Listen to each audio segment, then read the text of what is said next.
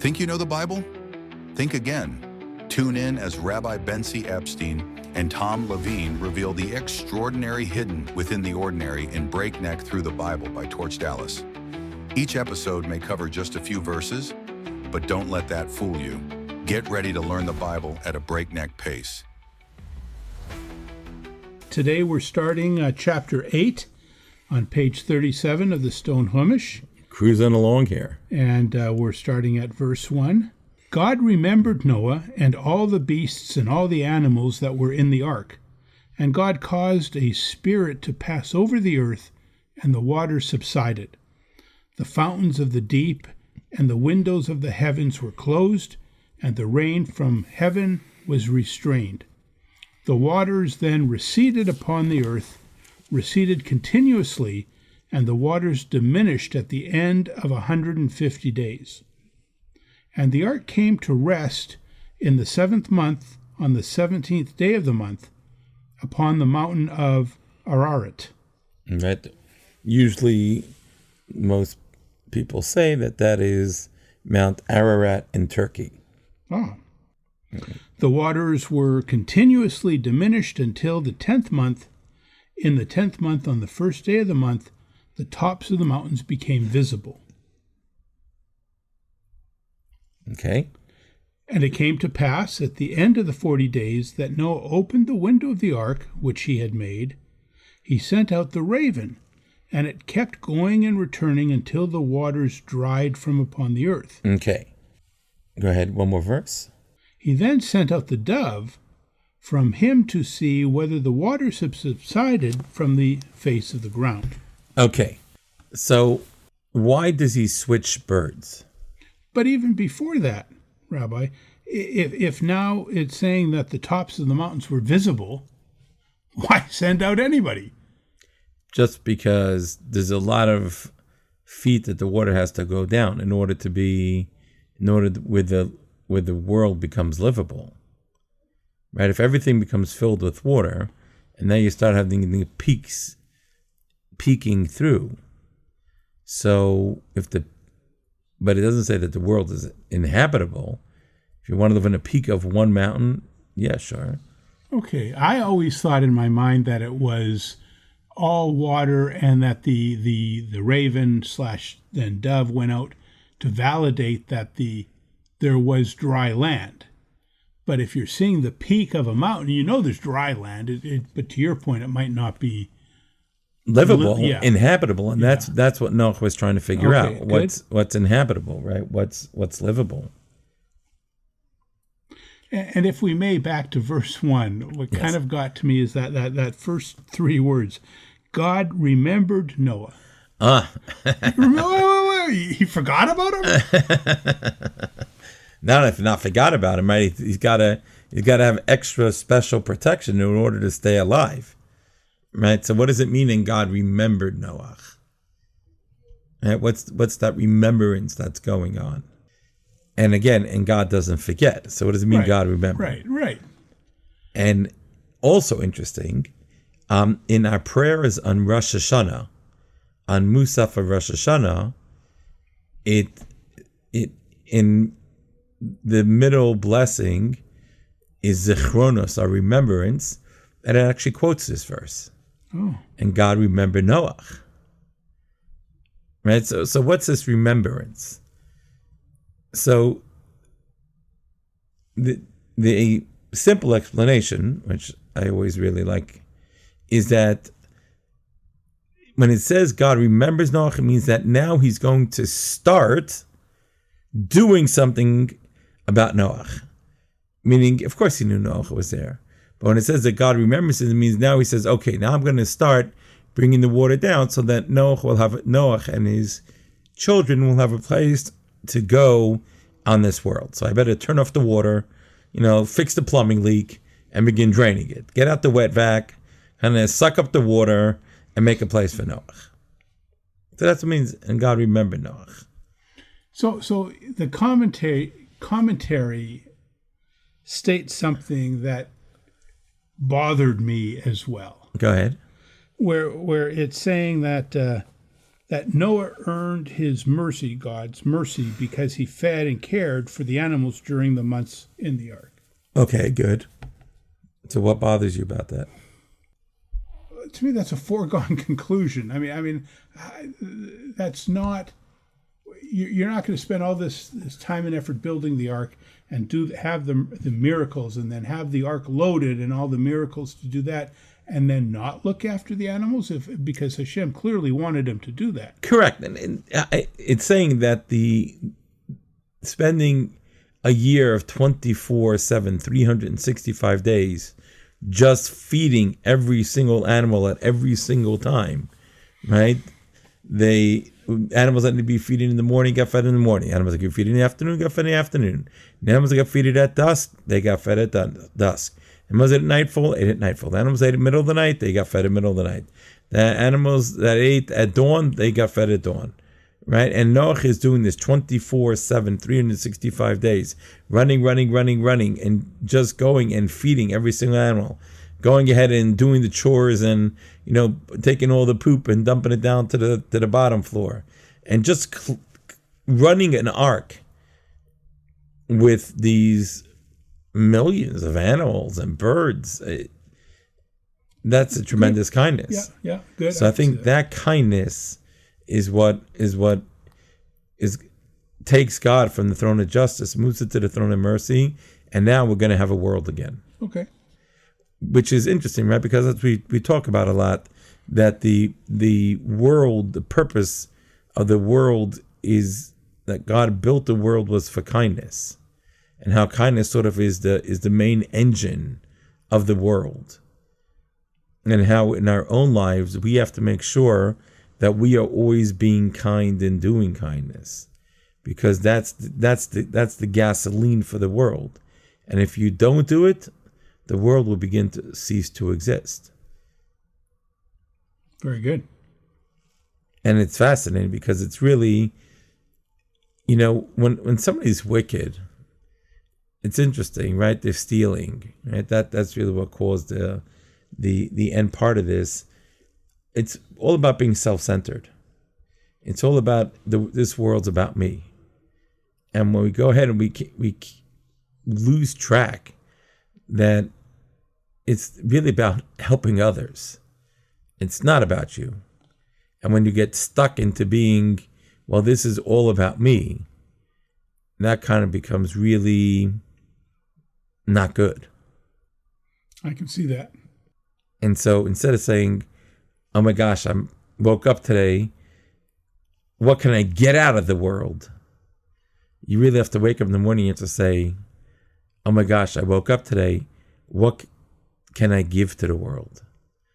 Why did God wake me up that I need to give today to the world? What can I do for the world, not what the world can do for me?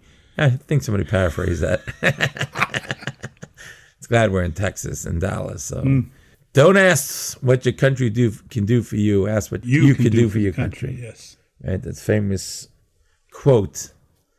So then we go on, and it says that Noah sent out the raven, and it kept going and returning until the waters dried from upon the earth. But then, why the raven? I mean, there was lots of birds that could be sent. That's a great question. Why the raven? Like what happened? And it's a good question. And why did God choose the raven? And it's interesting because why did God choose the raven? Of course. Not why did Noah choose? Correct. Do you think Noah on his own decided to send the raven? All those people were dead now, right? People in the ark wanted to know what God did, doing what God wants. And not only that, we see later on in history, the raven does its job by going ahead, and when Elijah has to run away, he gets fed by a raven. Right? So the raven, it's interesting, has some shlichus, has some job that it has to do. And what's interesting is that over here, the raven didn't want to leave the ark. Right? Noah opened up the window that he made, and he kind of stuck the raven out. The raven is not, instead of going and searching for land, the raven is busy just hanging around the ark. And Noach says, God sent you, get moving. And the raven says, your master hates me and you hate me. Your master hates me because he put only 2 of me on the ark, and he put lots of kosher birds, which were 14. And you hate me because you sent me out on this mission. And the raven wanted to stay inside. And the raven really said to Noach, he really said to him, he said, it doesn't make sense for you to send me. He says, if I get lost, he says, there are going to be no more ravens in the world. Right. He says, if a dove gets lost, well, there's 13 others. Don't make more doves. That's number 1. Number 2, and this is pretty wild, the raven says to Noah, he says, you just want to send me so you can steal my wife. Okay. I don't think of a raven as a particular Mrs. Raven as being a beautiful. Okay. And Noach says to the raven, if my wife, which is permitted to me generally, right, which I'm supposed to have relations with, I'm told while I'm in the ark I can't have relations, then something that is normally forbidden to me, for sure I'm not going to have relations. Like, you're nuts. And Raven didn't go. We put the raven back inside. Oh. Now, the question is, how did Noah answer the raven's other question? Is that you're going to head, if you lose me, you lose the world. So the simple answer is the raven's missing the boat, literally. God spent a year keeping him alive by miracles. Do you think God is not going to keep him alive to send him to go look for it? But instead, the raven was looking at himself as almost like, what's in it for me? Instead of saying, what can I do for God? God protected you too. Now, do you think he's all of a sudden going to forget how to protect you? He can protect you while you're in the ark, but he can't protect you when you're out on the ocean, like looking around. That he couldn't do. So that's a simple answer. Simple answer is it's a ridiculous question. Sounds good. You think about it for a minute, it sounds good, but then you think about it 2 minutes and you realize, well, that's quite ridiculous. You only made it here because God wanted you to be here. So if God wanted you to be here, then, right, and instead of what can I do for the world, right, what can I serve it? What about for me? And that's the problem. Good. Answer number 2. And folks, fasten your seatbelts. Noach said to the raven, why did the raven, right? He's worried that Noach is going to steal his wife. There were 3 creatures that had relations on the ark when they were not supposed to. The dog, the raven, and Chum, Noach's son. And so the raven, Mrs. Raven, was pregnant already. So if the raven would get lost outside, then the ravens would still go on because Mrs. Raven was pregnant already. And do you think Mr. Raven knew that? Mr. Raven knew that. He knew that. Okay, so that's... And Mr. Raven knew that. And I think that's why he didn't want to go out, because he knew he did something that was forbidden. Oh. So he was afraid that he would get, defeathered. So that's why he didn't want to do that. So when he went out, did he just like circle the ark and then come back? Yeah. He didn't do anything. He didn't do anything, right? He was staying very close to home. You never played those game of tag when you were a kid, and there's always one kid always next to the base. Yeah. And that's what I imagine. Like the Raven was forward, back, like, right by the window. He's not going too far, Get off the base. No, I'm right here. I'm off the, I looked, nothing going on. Go do your job.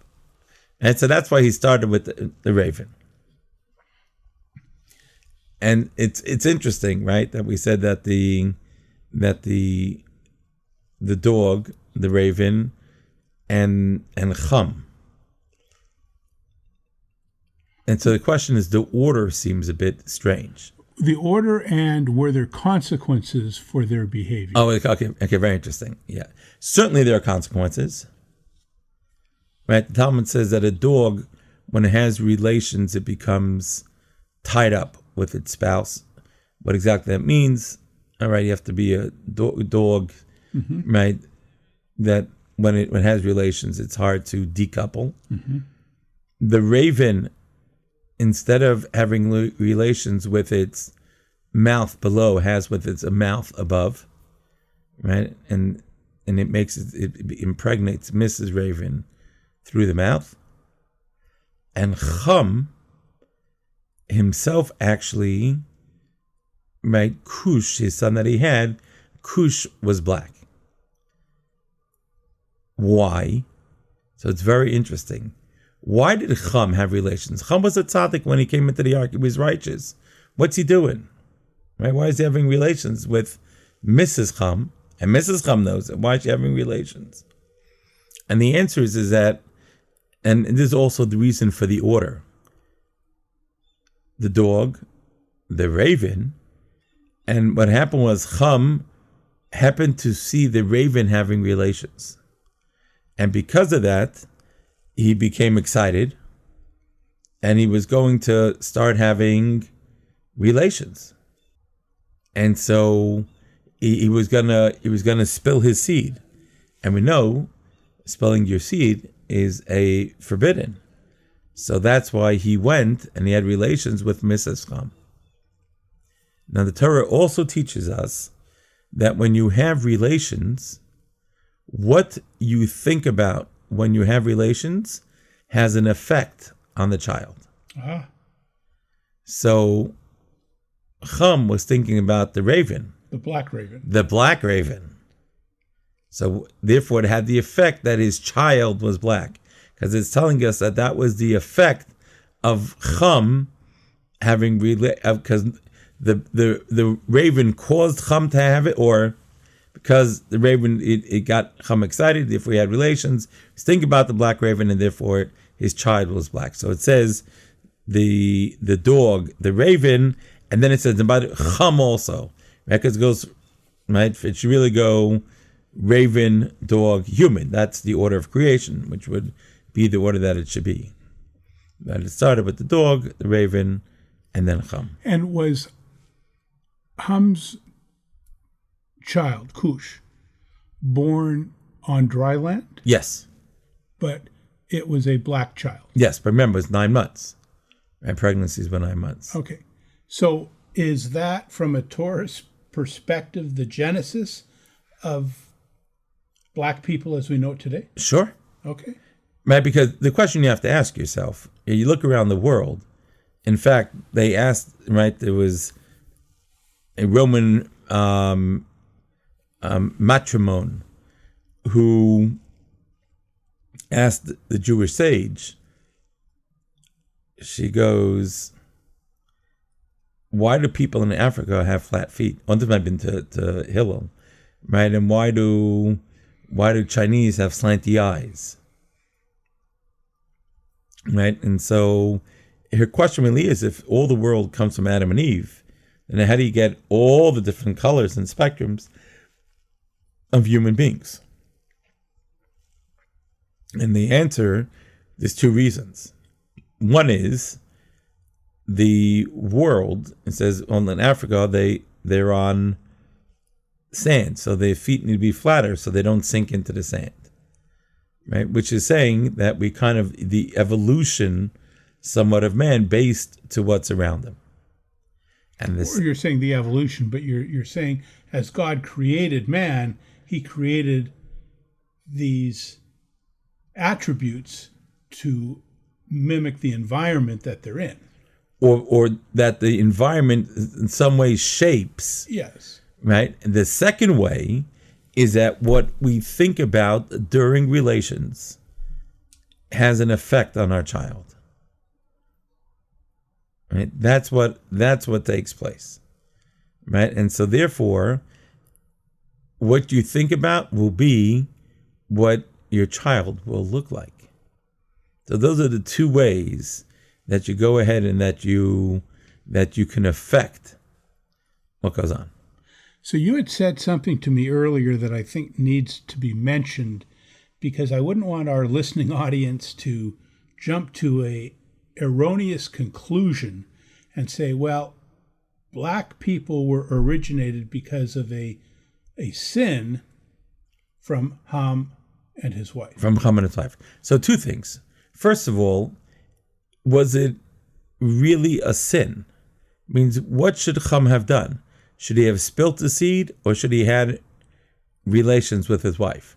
Both he was not supposed to do. But the question is, which one was the least wrong? So this is actually an interesting discussion, right? Which one was least wrong? So that's question A, because if you could, and you could argue both ways, and it seems probably he took the better ones, and so therefore black could be looked at as a sign of pride, that my father did something that he was in an unfortunate situation and pick A or B, so he picked B, right? Because that was the least, that was like he at least made the right decision. And since he had that decision, so that's like a sign of pride. That's one way to look at it. The other way to look at it, which is really very important for our listeners to understand, we can't judge people by what their ancestors did. Everyone in this world is a descendant from Cain. A murderer. So if you think you're better than somebody else because, well, right, that person's father, grandfather, great-grandfather, mother, grandmother, did X, Y, or Z, the answer is, what does it have to do anything with that person? Right? And so you have to figure out, right, why is that? Right? It's nothing, it's irrelevant to who we are. Just like we all come from Cain. And we're not too proud of that. No, that's right? good. That was a very poor decision on Cain's part. And in fact, right, Cain's bulk of his descendants all get wiped out. Right? Naamah, Noah's wife, was a descendant of Cain. But she married Noah, who was a descendant of Seth, of Shes. So that's just important just to look at it and understand. And realize that ultimately each and every one of us, we're our own people. Right? Each and every one of us, we are who we are. And we have to be the best version of me that I can be. And it's irrelevant who anyone else is. Great answer. Right, and then that's really important to, we live in a world where the world is so, I'm trying to think the right word. I don't want to say simple, simplistic. The Hebrew word is shikhias, so surface, right, and really shallow. That's really the right word, right? The world is shallow, and we have to really begin to think in a more sophisticated way, right? Not in a shallow way, and to really to become truly sophisticated, right? Like that's very important for us to do. Very good. So now let's reread verse 8, verse 7 again. Verse 7. He sent out the raven, and it kept going and returning until the waters dried from upon the earth. Then he sent out the dove from him to see whether the waters had subsided from the face of the ground. But the dove could not find a resting place for the sole of its foot, and it returned to the ark, for water was upon the surface of all the earth. Well, that's interesting. Now finish the verse. Okay. So he put forth his hand, and he took it and brought it to him to the ark. Okay. What's interesting? Well, it says just before that the waters had subsided. Right. Then it goes on to say, but the dove couldn't find any place to rest. Okay, good. So what does it mean the water subsided? There, and we learned from a verse earlier that we could now see the tops of the mountains. So you see the tops of the mountains. We're being told that the waters have subsided, but the dove still couldn't find a place to put its feet. Is that not confusing? So the simple answer is that the water had subsided, but it was still very, very wet. Ah. Okay. Okay, so it was like you couldn't build. Well, probably marshy, like that's kind of what I think about. Yeah, like really, really marshy. And what's just fascinating to me is just today, my sister sent me a video from Israel. So I don't know if you know, but the birds' migrations in the world from Africa to Europe that they go on this, the migration paths all kind of pass through Israel. Israel is where the three continents meet. Europe, Asia, and Africa. And so it's the pathway that the birds fly forward. And so they were showing just a beautiful pattern of the birds migrating forward and backwards. Very nice. And then, okay, so it's still too wet, right? Too marshy. Go ahead. Verse number 10. He waited again another 7 days, and again sent out the dove from the ark. He's given up on the raven at this point. Yeah. Okay. The raven is... He did his due, and his history. He failed. Okay. From the ark. The dove came back to him in the evening, and behold, an olive leaf it had plucked with its bill. And Noah knew that the waters had subsided from the earth. Then he waited again another 7 days. Okay, 1 second. Yeah. Why did he come back with an olive branch? You're saying like opposed to a different kind of branch? Yeah. That was the first one he came upon? No. But the dove said, better... Now, the olive branch, it's bitter. Bitter. So the dove says, bitter from the hands of God than sweet from the hands of man. As well, the olive branch is always a sign of peace. But that came because of the dove's behavior. The what? That the olive branch has become a symbol of peace. Well, even then, it was a sign of peace. Right here in the Torah, you see that it is actually a sign of peace.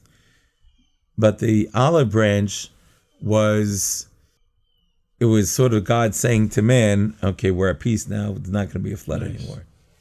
Now, where did the olive branch come from? I thought all vegetation was destroyed.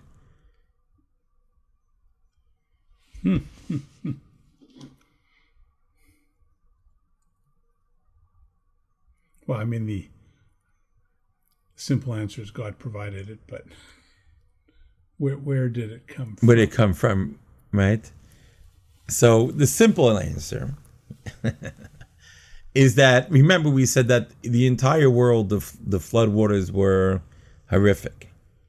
But in the land of Israel, the water didn't rain down in there, but it spilled over from all the other places. So the land of Israel was a little less violently cleansed than the other places in the world. So the olive branch came from there.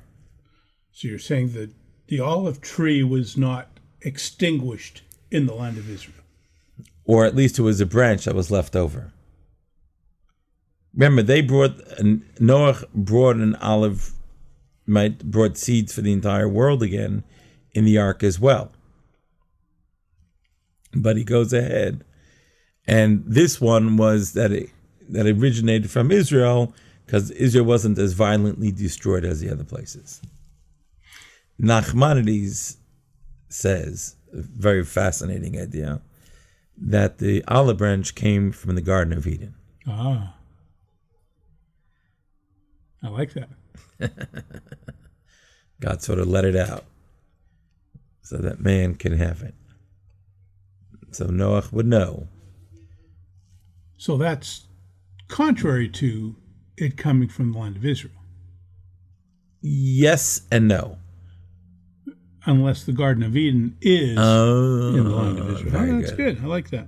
Right? Because remember, the Torah tells us that there is a garden, right, that the four headwaters come from the Garden of Eden. Right? So it is sort of like this,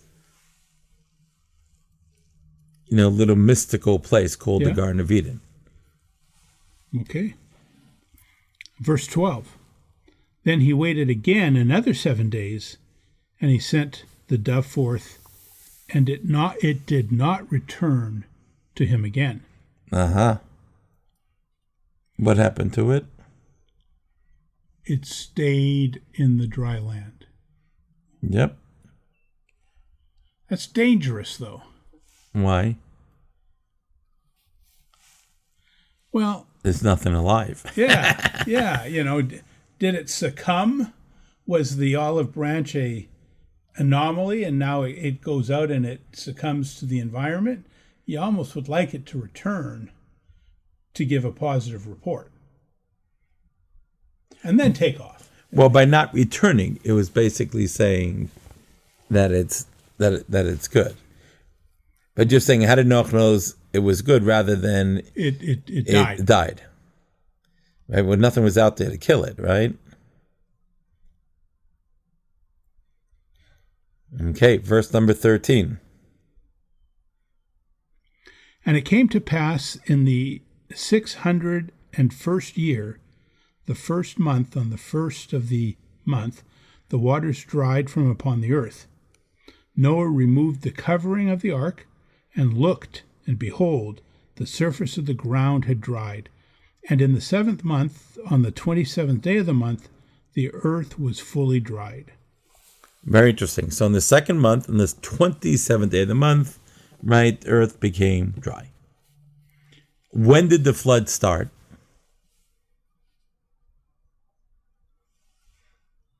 A year earlier. Remember which date? The 2nd month, the 17th day of the month. And so in the Jewish calendar, is there a significance of those dates today? Right. So the question was it the month of Iyar, right? Because the Nisan is the first month, Iyar is the 2nd month, or is it really Cheshvan, right? The 17th and 27th. And what's interesting, right, is that it was exactly a year and 10 or 11 days later. So why was it a year and 11 days later?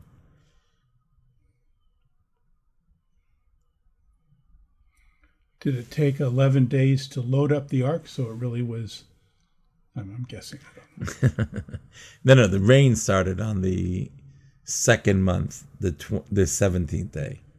So the loading took place before that. And it really was supposed to start on the 10th of the month, but that Methuselah died, and so therefore waited another 7 days.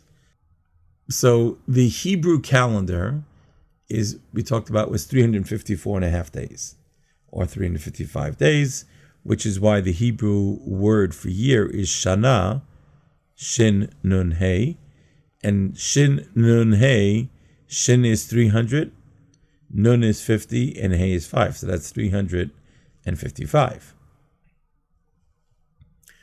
A solar calendar is 364, right? 365 days. And a solar calendar is really more correct, per se. Means when it's January 1st of 2020, and it's January 1st of 2050, sunrise and sunset will be the exact same time in the same part of the country. It doesn't change. And sun up, sun down. The Hebrew calendar, the Rosh Chodesh Nisan, right, which would be the first month of the year, Rosh Chodesh Nisan in 5780, and Rosh Chodesh Nisan on 5785 will come out in two different times. Sunrise will be changed, right? There's no correlation to it. And so therefore, why do we Jews do month years, like a lunar calendar, not a solar calendar? And the answer is because the first mitzvah given to the Jews in Egypt, before they were going to leave, God says this month is the first of the month.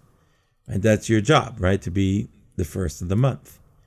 So if you are the first of the month, we follow the months, God said, because the lunar moon changes every day. And the job of a Jew is to be continuously growing and changing. So therefore, we go ahead and we're changing. We're always changing and growing. That's why we follow the lunar month. Even though the solar month is more correct, so to speak, in the months. And so we Jews, in order to keep the two aligned, because Passover, which is in the month of Nisan, always has to fall out in the spring. So therefore, out of every 19 years, in every 19-year cycle, we add in 7 leap years. Leap months. Well, our leap year is we add in a whole month. Right? A month is 30 days, it's 210 days, divided by 19, it roughly comes out to 200, right? It comes out to 209 days, right? Which is really what 7 months are. So we kind of keep it that within a span. There's always, right? There's only the earliest in the Hebrew calendar that the month of Pesach can come out, and there's always the latest day. So why is the Islamic calendar, which follows the lunar, different? Because they don't have any leap months. So every year they are losing 11 days compared to the solar calendar. So for example, we all hear about this Ramadan. Every year it starts 11 days earlier than the year before. So it cycles through the year which years are going to be, right? Which means if you take 365 divided by 11, right? So it's probably like 35 or so, right? It would be 35 days. In 35 years. 35 years it will get back to where it started, 33 years. Every 33 years it'll come back to be January 1. Right? Like January 1, if Ramadan starts in January, right, January 1st, in 33 years it will be back to January 1st. Interesting. Right? So that kind of how that solar calendar will move around, right? So then it will keep on sort of, moving throughout the year. Okay. So that kind of wraps us up, right? 7th day of the month, the earth was fully dry. And stay tuned for... Thank you, Rabbi. Yes, so we'll stay tuned for our next episode, and we'll pick it up from there. And listening audience, thank you so much. We'll look forward to talking again next episode. Thank you, Tom. You've been listening to Breakneck Through the Bible by Torch Dallas. Visit torchdallas.net for more mind-expanding episodes that will forever change how you read the Bible.